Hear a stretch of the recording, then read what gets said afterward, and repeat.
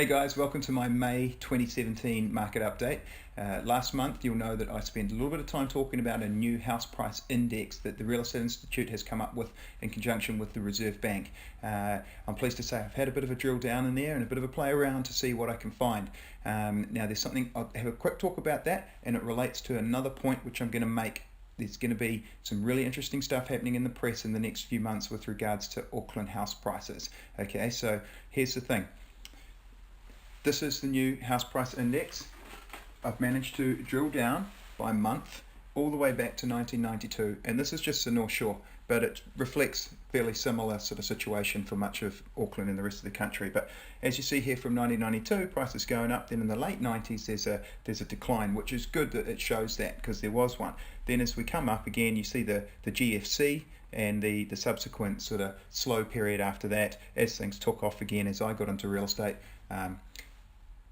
It comes up again. Then you'll see here in 2015 it drops down. Interestingly, the 2013 LVR changed. The first round of LVRs that came in, no real difference, but then in 2015 you'll see there was a sharp drop off. Then things took off again last year.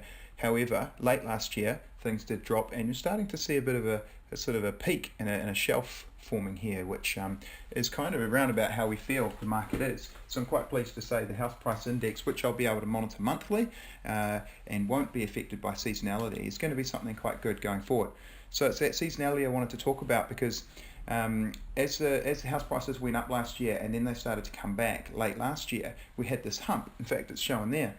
Now, as you go up one side and you come down the other, if you're looking year on year, let's say earlier this year, January, February, say 10% difference in prices from last year, which was right, but we're actually down. So as we saw coming up one side of the slope, and as we come down the other, or at least stay flat, you're actually going to have that increase get smaller and smaller. And we've seen that just last month. The Barfoot figures only 3% up on last year.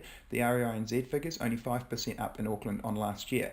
So that's because we're closing that gap as this goes along and this comes up.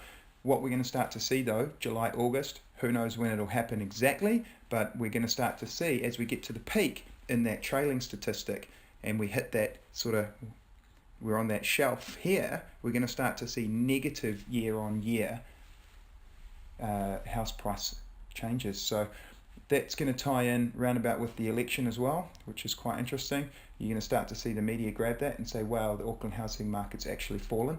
Well, we already can see from the house price index and what we know from selling properties, where we're appraising them and where we're selling them, that we are a fraction below the peak last year, which is typically thought to be July, August, when that third round of LVR changes came in and started to slow the market.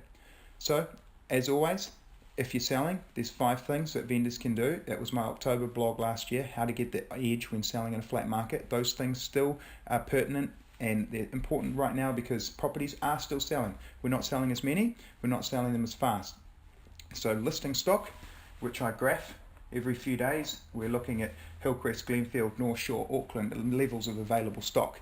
We are starting to see it tail off slightly because we've had a couple of weeks of school holidays, the weather's setting in, but equally possibly not as many buyers around this time of year, but it doesn't mean it's not a good time to sell. We are selling properties. I've got an auction today. I'm hoping it will sell under the hammer. My last 3 have. The other ones that I haven't had auctions for recently have gone to multi-offer. So there's buyers around, properties are selling well. Have a think about those 5 things, and if you want to sell, give me a call.